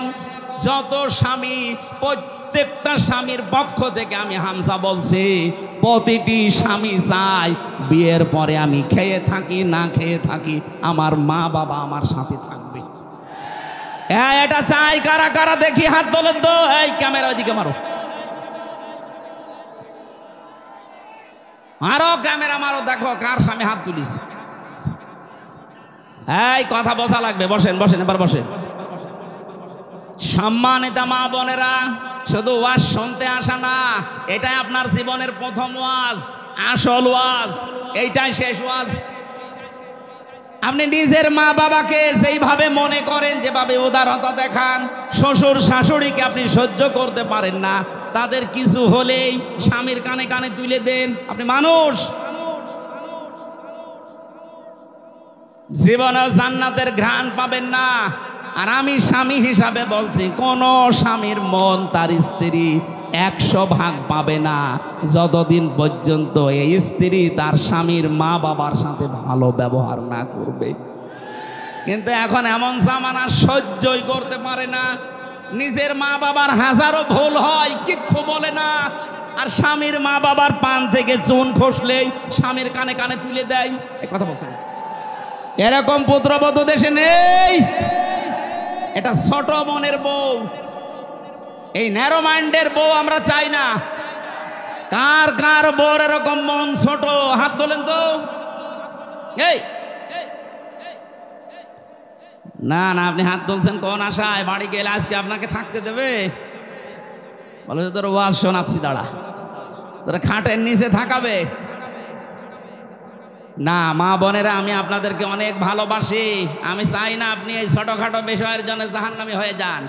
আজ বাংলাদেশে আমার মনে হয় 100 জনের 95টা পুরুষ মানুষ মানসিক রোগী হয়ে যাচ্ছে এই ছোট বিষয়ের কারণে।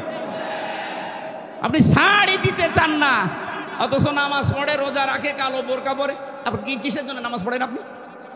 আপনারা নামাজ নিয়ে কি আল্লাহ ধুয়ে খাবে? কিসের রোজা রাখেন, কিসের কালো বোরকা পরেন? পারিবারিক জীবনে শ্বশুর শাশুড়িকে নিজের মা বাবার মতো দেখা, এটা ইবাদত। অবিল ওয়ালিদাইনি ইহসানা, মা বাবার সাথে ভালো ব্যবহার করো, তাদের পেছনে খরচ করো সাধ্য মতো। দুনিয়াতে একটা জায়গায় আছে খরচ করার জন্য, আল্লাহ যে সিরিয়াল দিয়েছেন কোরআনে সূরা বাকারার 215 নম্বর আয়াতে। এটা 2 নম্বর পারা, 12 নম্বর পৃষ্ঠা, 14 নম্বর লাইনে আছে, ইয়াসআলুনাকা মাযা ইউনফিকুন। হে নবী, ওরা জিজ্ঞাসা করে যে টাকা শিখেছি, এখন আমি ইনকাম করি, কোথায় খরচ করব? প্রথমে আপনি বলেন, কুল মা আনফাকতুম মিন খায়রিন ফালিল ওয়ালিদাইনি ওয়াল আকরাবিন ইলা আখিরি আয়া। হে নবী, আপনার উম্মতদেরকে আপনি বলেন, তোমরা ভালো ভালো কাজে সম্পদ ব্যয় করবা, খরচ করবা। আর দুনিয়ায় যত ভালো কাজ আছে, সব চাইতে আল্লাহর কাছে ভালো কাজ মা বাবার জন্যে। প্রথমেই আল্লাহ নাম দিয়েছেন মা আর বাবার। কথা বলেন না কেন? 2 নম্বরে নিকট আত্মীয় স্বজনের, 3 নম্বরে এতিম, 4 নম্বরে মিসকিন, 5 নম্বরে ইবনে সাবিল। এই যে যাদের নাম বললাম, এদের ভেতরে চরমনার নাম আছে, 8 রশির নাম আছে। কথা বলে না কেন? কোন কারণে নিজের মা বাবা, আত্মীয় স্বজন, এতিম, মিসকিন, অসহায়, এই 5টা সিরিয়াল বাদ দিয়ে একবারে আপনি বরিশালে চলে যান। আমি কথা বোঝাতে পেরেছি, এই জন্য আপনি চিল্লাচ্ছেন। এরপরেও যদি কেউ না বোঝার ভান করে থাকেন, আমার মনে হয় আপনার বিবেক মরে গেছে। সিরিয়াল কি আমি বানালাম? আমি আয়াত নাম্বার, পারা নাম্বার, পৃষ্ঠা নাম্বার, লাইন নাম্বার বলেছি, ইবনে কাসিরে আছে। এরপরও যদি কারো বিশ্বাস না হয়, হুজুর প্রিন্সিপাল হুজুর জিজ্ঞাসা করে, সিরিয়াল কি আমি বানালাম? স্যার, আল্লাহ বানিয়েছে। আপনি আল্লাহ সিরিয়াল বাদ দিয়ে মা বাবা বাদ, নিকট আত্মীয় স্বজন বাদ, এতিম বাদ, মিসকিন বাদ, ইবনে সাবিল বাদ, একবারে চলে যাচ্ছে উনি 8 রশি। আরে ভাই, 8 রশির নাম তো 6 নম্বরও নেই। কথা বলেন না কেন? কোথায় পেয়েছেন 1 নম্বরে তাকে? জীবনে কোনোদিনে এই যে শীত চলে আসছে, একটা কম্বল মাকে কিনে দেয় না, একটা চাদর কিনে দেয় না, আর গরুর গলায় দড়ি নিয়ে যাচ্ছে 8 রশি। ওইটা তো এক গরু, আর গলায় দড়ি নিয়ে যাচ্ছে যেটা, এটা ডবল গরু। এই পাগলামি সামনে থেকে আর করবেন? এটা একটা ইবাদত। ইয়ার কি মারা খেলাচোরা করার জিনিস না, এটা ইবাদত। এটা আজকে থেকে সাধ্য মতো মা বাবার পেছনে খরচ করবেন, কারণ 3টা জায়গায় খরচ করলে আল্লাহ ওই টাকার হিসাব নেয় না। 1 নম্বরে যারা জিহাদের ময়দানে খরচ করে, 2 নম্বরে যারা কোরআন প্রচারে খরচ করে, 3 নম্বরে যে মানুষগুলো এই পৃথিবীতে পরিবারস্থ লোক, মা বাবা, স্ত্রী, সন্তান এদের জন্য খরচ করে, এই টাকার হিসাব আল্লাহ নেবেন না। তাই বলে বর জন্য, ছেলে মেয়ের জন্য বিশাল এলইডি টিভি কিনে আপনি একেবারে ওয়াইফাই লাইন লাগিয়ে শুধু উলঙ্গ নাচ দেখাবেন নাকি? শরীয়তের ভেতরে থাকতে হবে। 4 নম্বরে ইবাদত পেয়েছি আমি অর্থনৈতিক জীবনে। সূরা বাকারার 188 নম্বর আয়াতে আল্লাহ দলিল দিয়েছেন, এই যে সুদ, যেটা এলাকায় বহু মানুষ আমি জানি টাকা ছেড়ে রাখে, টাকা আসে 1000 টাকা দিয়ে দেয়, মাসে মাসে 1100 টাকা করে পায়, 100 টাকা লাভ। এলাকা আরো বেশি, 200 টাকা করে পান। এটা মায়ের সাথে জেনা করার গুনাহ আপনার আমলনামায় উঠতেছে। এই গুনাহ ছেড়ে দেওয়া লাগবে। কারা কারা এই টাকা ছেড়ে রাখেন, টাকা আসে, এটা আর নেবেন না? হাত তোলেন তো। ওরে আল্লাহ, এলাকায় এত মানুষ, নাউজুবিল্লাহ। আমি তো মনে করছিলাম নেই। না না, যারা হাত তুললেন অবশ্যই তারা এভাবে টাকা ছেড়ে রেখেছেন। টাকা যারা ছেড়ে রেখেছেন এক্ষুনি তাওবা করে ওই টাকা আসলটা নেবেন, ডবল টান নেবেন না। বলেন, এটা যে ইবাদত আপনি জানেনই না। ইসলামী অর্থনীতিতে ইবাদত আছে না নেই? মোশারাকা আছে, মুদারাবা আছে, মুরাবাহা আছে, এটা আবার এক একটা 6 প্রকার করে। ইসলামী ব্যাংকে যারা আছে এলাকায় দায়িত্বে, এ বাংলাদেশে যত ব্যাংক আছে সবচাইতে ইসলামী ব্যাংকে লেনদেন করা আপনার ইমানের জন্য সবচাইতে বড় দামি জিনিস, দামি জায়গা, দামি জায়গা এটা। কারণ এটাকে এই জালেমরা ধ্বংস করে ফেলেছে। ৭৫,০০০ কোটি টাকা এখান থেকে এই জালেমরা মারিং কাটিং করেছে। ইসলামী অর্থনীতি আবার জাগিয়ে তুলতে হলে ইসলামী ব্যাংক এই দেশে আবার জাগিয়ে তুলতে হবে, এটা ইমানের দাবি। এখন বলেন আমাকে সুদ নেই, সুদ নেই কোন ব্যাংকে? বলেন, বাংলাদেশে 100% সুদ মুক্ত করতে হলে এই দেশে যাকাত ভিত্তিক অর্থনীতি কায়েম করা লাগবে। আর এইটা আমির হামজার ওয়াজে হবে, রাষ্ট্রীয়ভাবে আইন পাশ করা লাগবে। যতদিন পর্যন্ত যাকাত ভিত্তিক অর্থনীতি দেশে কায়েম না হয় ততদিন পর্যন্ত অন্তত আপনি এই কাজ করেন। বিশ্ব নবী নিজে যতদিন মক্কায় ছিলেন ততদিন কাবা শরীফের দিকে নামাজ পড়েন নাই। এ কথা বললেন না? নামাজ পড়েছেন 13 বছর, না পড়েননি? কিভাবে পড়লেন? ওখানে তো 313টা মূর্তি ছিল। যতদিন ইসলাম কায়েম না হয় ততদিন উনি মূর্তির সামনে নিয়ে নামাজ পড়েছিলেন। বলেন, একটা মূর্তিকেও সরাতে পেরেছিলেন? হ্যাঁ, যখন মদিনায় গিয়ে রাষ্ট্র ক্ষমতা পেলেন তখন নিজে এসে রাষ্ট্রীয় ক্ষমতার দায়িত্ব নেওয়ার পরে এবার মূর্তিগুলো ভাঙলেন। আলীকে বললেন সাফ করো, পুরা পরিষ্কার করে। উনি নামাজ পড়েছেন না পড়েন নাই? তাহলে যতদিন পর্যন্ত রাষ্ট্রে ইসলাম না আসবে, যাকাত ভিত্তিক অর্থনীতি কায়েম যতদিন দেশে না হবে ততদিন আপনি ইসলামী ব্যাংকে কারবার করেন, কোনো গুনাহ হবে না। যখন এদেশে ইসলাম কায়েম হয়ে যাবে তখন দেখবেন পুরাটা সুদ ভিত্তিক অর্থনীতি, ব্যাংক ব্যবস্থা চালু হবে ইনশাআল্লাহ। সৌদি আরব যদি চলতে পারে, কাতারে যদি চলতে পারে, এদেশে চলবে না? মানে রাষ্ট্রীয়ভাবে ইসলামটা এনে দিন। আফগানিস্তানে চলছে না ব্যাংক, সুদ আছে। আপনারাও তখন 1000 টাকা ছেড়ে রাখবেন, 100 টাকা বেশি পাবেন না, এই সিস্টেম থাকবে না। আজ অনেকে ভয় দেখাচ্ছে ইসলাম যদি কায়েম হয় তুমি কিন্তু ডাইল খেতে পারবা না, তোমার হাত কাটা যাবে। তার মানে আপনার চুরি করার অভ্যাস আছে, এই জন্য আপনার এত ভয়। এক কথা বলেন না কেন? ইসলামী আইন যদি এটা কায়েম হয় বাংলাদেশে, এদেশে যে 350 এমপি ছিল প্রত্যেকের হাত কাটা যেত, কারণ প্রত্যেকটা কম বেশি চোর। আপনি একটাকে বলেন যে এটা ভালো ছিল, ওটা ডবল চোর। দরবেশরে ভালো মনে করতাম, ওর মতো চোর বাংলাদেশে কেউ আছে? 7টা ব্যাংক থেকে টাকা মারিং কাটি করেছে। ওর হাত 2টা না, ওর আরো যা হাত পা আছে, 2 হাত 2 পা, আরো হাত আছে, আরো পা আছে, ওইগুলো কাটা পড়ে যেত। আমরা অর্থনৈতিক জীবনের ইবাদত বুঝতে পারছি না। অনেকে যে জমি জায়গা নিয়েও সুদ খান। আমি আব্দুর রশিদ সাহেবকে 1 বিঘা জমি দিলাম, ওনার কাছ থেকে 1 লাখ টাকা নিলাম, চাষ করে খাবো। যতদিন টাকা ফেরত দেওয়া লাগবে না ততদিন, যখন ফিরিয়ে দেব তখন টাকা ফেরত নেবে। এটা নেই? এটার নাম কি?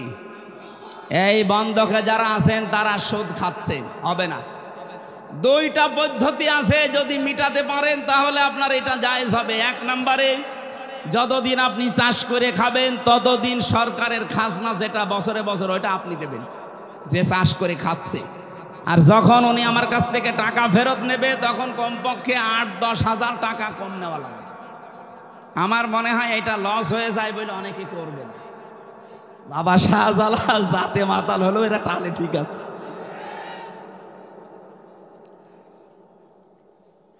আর এই যে জমি জায়গা দিয়ে দেয়, 1 বছরে 10,000 টাকা 1 বিঘা জমি থেকে আপনি দেবেন, করে খাবেন, এইটা জায়েজ আছে। কারণ 1 বিঘা জমিতে 10,000 টাকা উপায় করা 1 বছরে খুব বেশি কষ্টের কাজ না। কথা বলেন না কেন? আর একটা সিস্টেম আছে, খাই খালাসি, টাকা দেবেন, জমিকারে খাবে, ওই টাকার ফেরত দেওয়া লাগবে না, খেয়ে দেয় শোধ। এটা আছে এলাকায় না? এইটা নেই, আমি জানি এলাকা বাংলাদেশে কোনো জায়গায় নেই, খালি এটা হাদিসে আছে, তাছাড়া আমাদের দেশে নেই। মানুষ বললো না জাতে মাতাল, তাহলে ঠিক আছে। এক লোক নাকি ছেলে খালি ফুল ছিটতো বাগান থেকে, বাগানের মালিক যে বলছে চাচা আপনার এই ছেলে যে আমাদের বাগানের ফুল ছেড়ে, আপনি নিষেধ করতে পারেন না। নিষেধ করবো কি করে, ওর মাথা একটু খারাপ, এই কারণে। ছেলে বলছে বাবাজি আমার পাশেই তো আপনার বাগান, ওর মাথা যদি খারাপ হবে, ও বাগানের ফুল ছেড়ে আমার, আপনারটা ওর মাথা খারাপ, তো অত খারাপ। তা আমরা তো এইরকম পর্যায়ে আছি, এতগুলো মাসলা বললাম, মাথা খারাপ, অত খারাপ না। ও খাই খালাসিতে নেই, 1 বিঘা জমিতে 10,000, এইটাই নেই। আছে ওই 1 বিঘা জমিতে 90,000, 1 লাখ, ওইটাই। যারা টাকা ছেড়ে রাখছেন, টাকা আসে প্রতি মাসে মাসে, এই সুদের মতো মায়ের সাথে জেনা করার গুনাহ বাদ দেওয়ার দরকার নেই। যারা দিতে পারেন না তারা নামাজ কালাম ছেড়ে দেন। কি হবে আপনার নামাজ দিয়ে? আপনার একদিকে মায়ের সাথে জেনা করার গুনাহ উঠতেছে, আর একদিকে আপনি নামাজ পড়ছেন, কাটাকাটি, মাঝখানে জান্নাত যাবেন ফাও না। এ ভণ্ডামি আল্লাহ বুঝবে। এরপরে বেশি আমি রাজনৈতিক জীবনের ইবাদত, সূরা নেসার 59 নম্বর আয়াতে, ধর্মীয় জীবনের ইবাদত সূরা ইমরান আলে ইমরানের 85 নম্বর আয়াতে, সাংস্কৃতিক জীবনের ইবাদত সূরা আনফালের 60 নম্বর আয়াতে, রাষ্ট্রীয় জীবনের ইবাদত সূরা মায়েদার 44 নম্বর আয়াতে, আন্তর্জাতিক জীবনের ইবাদত সূরা মায়েদার 51 নম্বর আয়াতে। এক একটা আয়াতের ব্যাখ্যায় লক্ষ লক্ষ কথা লেখা আছে। আমি আমার রাত 10টার পরে কথা বলা নিষেধ, এখন বাজে 11টা। আমার শরীরে যার অবস্থা, 3 বছর জালেমরা যা করেছে আমার সাথে, আমার শরীর আর পেরে দিচ্ছে না। আর তারপর আজকে 3টা চলছে, আপনারা একটা করে নিলেও আমি 1-1.5-2 ঘন্টা চালাতে পারতাম। 1 ঘন্টা 20 মিনিট হয়ে গেছে। আগামীতে আরো আশপাশে আসলে শোনাবো ইনশাল্লাহ। আজকের মতো শেষ করলাম। আল্লাহ ইবাদত এইভাবে করার তৌফিক দিন, আল্লাহুম্মা আমিন। লা ইলাহা ইল্লা আনতা সুবহানাকা ইন্নী কুনতু মিনাজ জালিমিন। এই মোনাজাত বসে করেন, যেখানে আছেন আখেরি মোনাজাত বসে করেন। এ বিশাল তাফসীর মাহফিলের দ্বিতীয় রজনীতে আল্লাহ তাআলা রাত 11টা বাজে, এখন লক্ষ লক্ষ বান্দা বান্দি আমরা হাত তুলেছি। যতটুকুই বলেছি এইভাবে ইবাদত করার তৌফিক আমাদের দান করো আল্লাহ। যারা যেভাবে শুনেছে, কষ্ট করে অনেকে শুনছে, আল্লাহ তুমি তাদেরকে আমল করার তৌফিক দাও। বিশাল মাহফিল করতে গিয়ে যারা শ্রম দিল, কষ্ট স্বীকার করলো, অর্থ সম্পদ দিল, হযরতে আবু বকরের টাকার সাথে কবুল করে নাও। আমাদের মাহফিলের সভাপতি অধ্যক্ষ আব্দুর রশিদ, আল্লাহ মঞ্জুর করো। যত অতিথি এখানে এসেছে আল্লাহ তাআলা, আমাদের দায়িত্বশীল ভাইরা যারা এসেছে, বিভিন্ন রাজনৈতিক দলের নেতা কর্মী যারা এসেছে, কোরআনে কারিমে বর্ণিত ইবাদত এইভাবে করার তৌফিক দিও। মা বোনদেরকে তুমি ফাতেমার মতো, আয়েশার মতো বানিয়ে দাও। রব্বানা হাব লানা মিন আজওয়াজিনা ওয়া যুররিয়াতিনা কুররাতা আ'য়ুনি ওয়াজআলনা লিল মুত্তাকিনা ইমামা। রব্বুল আলামিন বিশাল আয়োজনের মাধ্যমে যে সওয়াবগুলো দিয়েছো নবীজির রওজায় পৌঁছিয়ে দাও। এলাকায় মাটির নিচে যারা ঈমান নিয়ে ঘুমিয়ে আছে এদেরকে মাফ করে দাও। জীবনে যত অপরাধ করেছি যদি আমাদের শরীরে লেখা থাকতো, মানুষ আমাদেরকে কুকুরের মতো ঘৃণা করত। যেভাবে গোপন রেখে দিয়েছো, কিয়ামতে গোপন অবস্থায় চাদর দিয়ে ঢেকে আমাদেরকে মাফ করে দিও আল্লাহ। মনের ভেতরে যার যে কামনা বাসনা আছে, আমাদের জীবনের জায়েজ আশাগুলো পূর্ণ করে দাও। মাথা নিচু করেন, চক্ষু বন্ধ করেন। জীবনের যত আশা আছে 1 মিনিটের ভেতরে মেন কথাগুলো বলেন।